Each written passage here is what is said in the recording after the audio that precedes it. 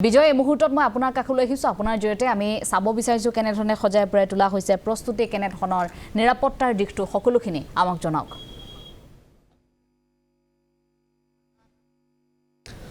Angela চাওক কিছু সময় পূৰ্বেও আমি সেই পৰিৱেশটো দেখুৱাইছোঁ আৰু নতুনকৈ নিৰ্মাণ কৰা হোৱা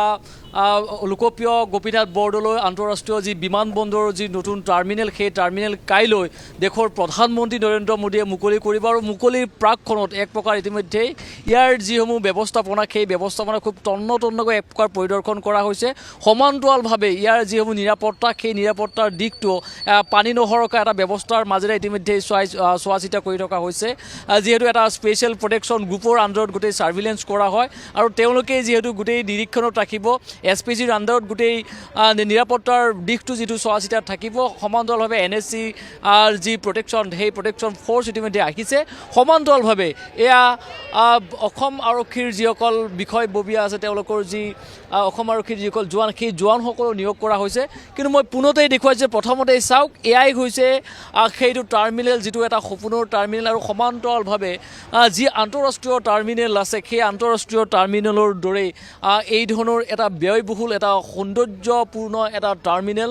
ইতিমধ্যে দেশবাসীয়ে উপহাৰ হিচাপে পাব আৰু কাইলৈ দিনটোত প্ৰধানমন্ত্ৰীগৰাকীয়ে সেই দেশবাসীক সেই উপহাৰ দিব ইতিমধ্যে কৈছোঁ মুখ্যমন্ত্ৰীগৰাকীক কিছু সময় পূৰ্বে আহি ভিতৰত প্ৰৱেশ কৰিছে মুখ্যমন্ত্ৰীগৰাকীয়ে কিছু সময় পাছতে তেওঁৰ ফেচবুক পেজৰ জৰিয়তে এটা ফেচবুক লাইভ আহিব আৰু তাত তেওঁ পুংখানুপুংখভাৱে তেওঁ অসমৰ ৰাইজক তেওঁ বুজাব যে ইয়াত টাৰ্মিনেলৰ ভিতৰত কি ব্যৱস্থাপনা আছে কি ইয়াত থাকিব ফেচিলিটি ইয়াত কি থাকিব আৰু এই যিটো টাৰ্মিনেল 4,000 কোটি টকা ব্যয়েৰে নিৰ্মাণ কৰা এই যিটো বিমানবন্দৰৰ টাৰ্মিনেল এই টাৰ্মিনেলত আচলতে কি ধৰণৰ ইয়াত ব্যৱস্থা থাকিব যদি মই চাওঁ অকণমান দূৰৰ পৰা যদি দেখুৱাব পাৰোঁ কাৰণ ভিতৰ ভাগলৈকে যোৱাৰ অনুমতি আমি এই মুহূৰ্তলৈকে লাভ কৰা নাই গতিকে অকণমান বাহিৰৰ পৰা পৰিৱেশটো দেখুৱাইছোঁ যে আমি যিমান দূৰ ইয়াৰ পৰা দেখুৱাইছোঁ এটা বাঁহেৰে নিৰ্মাণ কৰিছে গোটেই যিটো আপুনি ইয়াৰ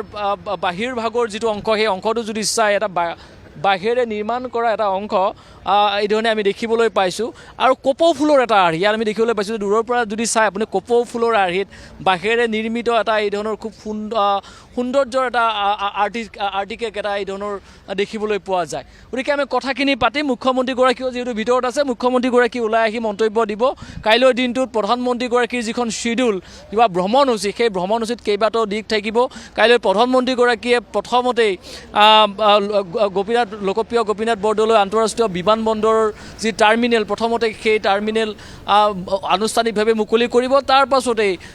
লোকপ্ৰিয় গোপীনাথ বৰদলৈ যি সুউচ্চ এটা প্ৰতিমূৰ্তি সেই প্ৰতিমূৰ্তিও কাইলৈ উন্মোচন কৰিব সমান্তৰালভাৱে কাইলৈৰ দিনটোৱে কিন্তু অসমৰ ৰাজনৈতিক ক্ষেত্ৰখনৰ বাবেও এটা গুৰুত্বপূৰ্ণ দিন বুলি পৰ্যবেক্ষিত হ'ব এইকাৰণে কাৰণ আসন্ন নিৰ্বাচন 2026 নিৰ্বাচনৰ প্ৰাকখনত প্ৰধানমন্ত্ৰীগৰাকীৰ অসম ভ্ৰমণ দুদিনীয়া কাৰ্যসূচী গতিকে কথাখিনি পাতিম ৰাজ্যিক বিজেপিৰ কাৰ্যকৰ্তাসকল আছে তেওঁলোকে কথাখিনি ক'ব যে কাইলৈ দিনটো অসমবাসীৰ বাবে এটা গুৰুত্বপূৰ্ণ দিন তাৎপৰ্যপূৰ্ণ দিন সামগ্ৰিক বিকাশৰ ক্ষেত্ৰখনৰ যথেষ্টখিনি কাম ইতিমধ্যে হৈছে কাইলৈ পুনৰবাৰ এই ধৰণৰ দেশবাসী এটা নতুন এটা টাৰ্মিনেল দেশবাসীয়ে পাব কেনেকুৱা আজি আমি সঁচাকৈ উৎফুল্লিত আমি এই অঞ্চলৰে আমি ভাৰতীয় জনতা পাৰ্টীৰ কাৰ্যকৰ্তা আৰু আমাৰ এই অঞ্চলত যি এক বিশ্বমানৰ টাৰ্মিনেল আগতে যিটো আমি দেখিছিলোঁ বেংগলোৰ কেলকাতা বা মাদ্ৰাজ এইবিলাক চহৰৰ ডাঙৰ এনেকুৱা টাৰ্মিনেল বা এয়াৰপৰ্ট আছিলে তেনেকুৱা বিশ্বমানৰ টাৰ্মিনেল এয়াৰপৰ্ট আমি এখন আমাৰ ঘৰৰ ওচৰতে পালোঁ আৰু নিশ্চয় আমাৰ থলুৱা লোকসকল ইয়াৰ দ্বাৰা উপকৃত হ'ব আমাৰ এই অঞ্চলৰ নিবনুৱা যুৱক যুৱতীয়ে ইয়াত কৰ্মসংস্থাপন পাব সেইবাবে আমি আমাৰ ৰাজ্যৰ মুখ্যমন্ত্ৰী মাননীয়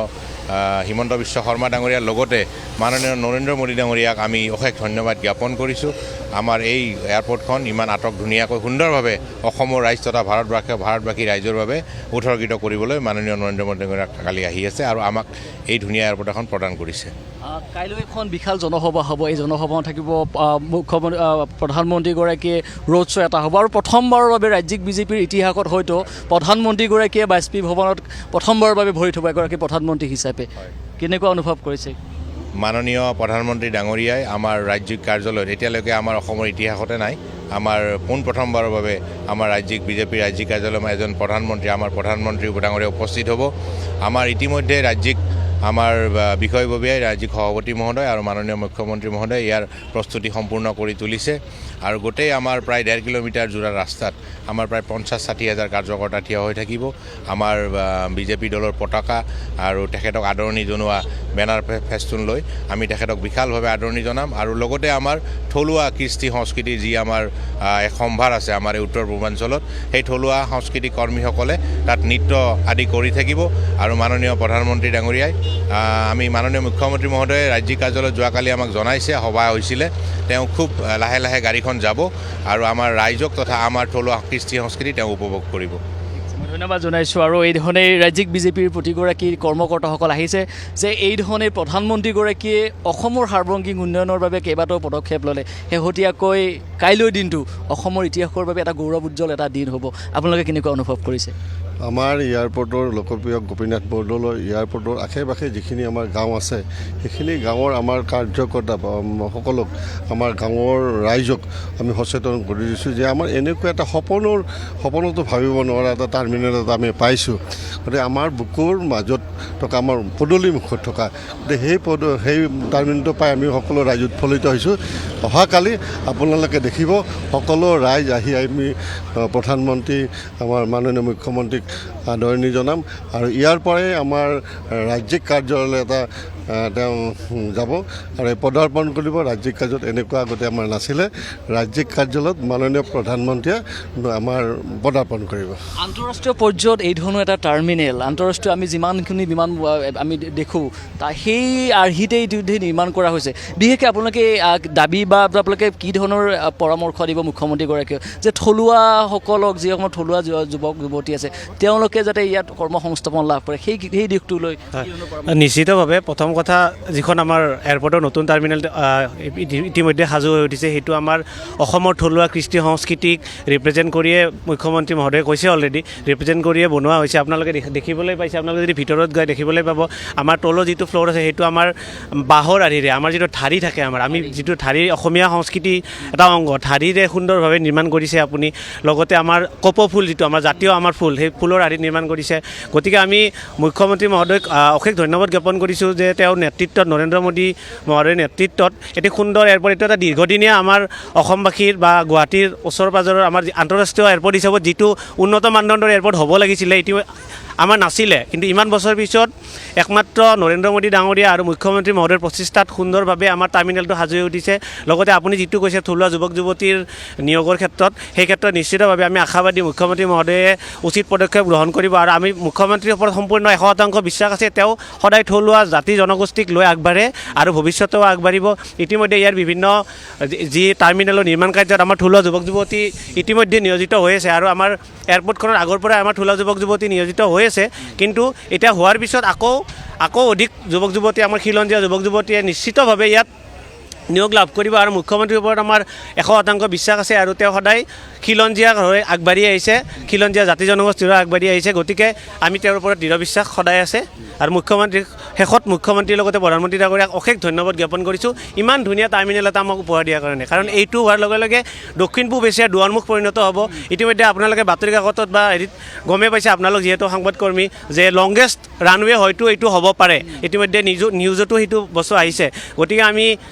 আমি গৌৰৱান্বিত বিশেষকৈ আৰু গৌৰৱান্বিত প্ৰধানমন্ত্ৰীগৰাকী আমি ইয়াৰে স্থানীয় লোক আমাৰ নিজৰ ঠাইত আমাৰ ঘৰত প্ৰধানমন্ত্ৰী গৰাকী আহি আছে গতিকে তেওঁক সম্বোধন জনোৱাটো আমাৰ কৰ্তব্য গতিকে আমি ঘৰে ঘৰে গৈ আমি ৰাইজক আমি আদৰণি জনাইছোঁ সকলোৱে আহক প্ৰধানমন্ত্ৰীগৰাকীক আমি ৱেলকাম জনাব লাগে ঠিক আছে আৰু ইয়াৰ স্থানীয় লোকসকলে আচলতে তেওঁলোক যথেষ্ট আশাবাদী আৰু কৈছে যে থলুৱা যাতে যুৱক যুৱতীসকলে কৰ্মসংস্থাপন লাভ কৰে সেয়াও তেওঁলোকে আশা কৰিছে আৰু কাইলৈ দিনটো অসমৰ ইতিহাসৰ বাবে এটা গৌৰৱ উজ্জ্বল দিন হ'ব সকলোৱে সেই কথাখিনি অভিহিত কৰিছে এই মুহূৰ্তত ইয়াৰ স্থানীয় লোকসকল যে কাইলৈ দিনটো প্ৰধানমন্ত্ৰীগৰাকী আহিব গতিকে তৎপৰতা যথেষ্ট বৃদ্ধি পাইছে কি আশা কৰিছে প্ৰধানমন্ত্ৰীগৰাকীৰ পৰা কাৰণ সন্মুখত আসন্ন নিৰ্বাচনো আছে গোটেই সামগ্ৰিকভাৱে প্ৰধানমন্ত্ৰীৰ এই ভ্ৰমণসূচী আচলতে কি ধৰণৰ ব্যাখ্যা এটা আগবঢ়াব এইটো সঁচাকৈ বহুত গৌৰৱৰ কথা প্ৰধানমন্ত্ৰী মহোদয় আমাৰ গুৱাহাটী বিমানকোষ মণ্ডলত আমাৰ নতুন জালুকবাৰী সমষ্টিতে প্ৰথমবাৰৰ বাবে পদাৰ্পণ কৰিব তেখেতক আমি গোটেই অঞ্চলবাসী ৰাইজ বিমানকোষ মণ্ডলৰ মই বিজেপি কৰ্মকৰ্তা হয় সকলোৱে আমি সজোৰে আদৰিছোঁ বহুত শ্ৰদ্ধাৰে আদৰিছোঁ। এইটো বহুত গৌৰৱ উজ্জ্বল আচলতে বিষয়। ইমান ধুনীয়া আগৰ বিমান কটতকৈ 7 গুণ মানে ডাঙৰ এটা টাৰ্মিনেল ইয়াতে মানে হৈছে আৰু শ্ৰদ্ধাৰ প্ৰাক্তন মুখ্যমন্ত্ৰী শ্ৰীযুত সৰ্বানন্দ সোণোৱাল ডাঙৰীয়াই যি আধাৰশিলা স্থাপন কৰিছিলে, আজি সেয়া মুখ্যমন্ত্ৰী শ্ৰীযুত হিমন্ত বিশ্ব শৰ্মাদেৱে যিটো মানে উদ্যোগ হাতত লৈ এইটো সম্পূৰ্ণ কৰিছে, তাৰ বাবে মই মুখ্যমন্ত্ৰী মহোদয়ৰ লগতে প্ৰধানমন্ত্ৰী মহোদয়ৰ লগতে মুখ্যমন্ত্ৰী ডাঙৰীয়াক বহুত বহুত ধন্যবাদ জ্ঞাপন কৰিছোঁ। আৰু আমাৰ অঞ্চলবাসী এইটো সঁচাকৈ সগৌৰৱে তাৰমানে আমি ইয়াতে দলে বলে চব ওলাই আহিব তেখেতক আদৰিবলৈ। আৰু ৰাইজৰ মাজত আমি গৈছিলোঁ, ৰাইজৰ যি উৎসাহ উদ্দীপনা সেয়া সঁচাকৈ প্ৰশংসনীয়। আমি মানে খুবেই এক্সাইটেড হৈ আছোঁ তেখেতক আদৰিবলৈ। আৰু আয়োজকসকলে যিখিনি কৰিছে এতিয়ালৈ আমি মানে খুব সুখী। আৰু বিমান ঠিক আছে বিজয়, আমি এই মুহূৰ্তত আপোনাক ধন্যবাদ জনাইছোঁ। পৰৱৰ্তী মুহূৰ্তত বিজয় আপোনাৰ কাষলৈ যাম। পৰৱৰ্তী মুহূৰ্তত আপোনাৰ যদি আমি সবিশেষ জানিবলৈ চেষ্টা কৰিম। ধন্যবাদ আপোনাক।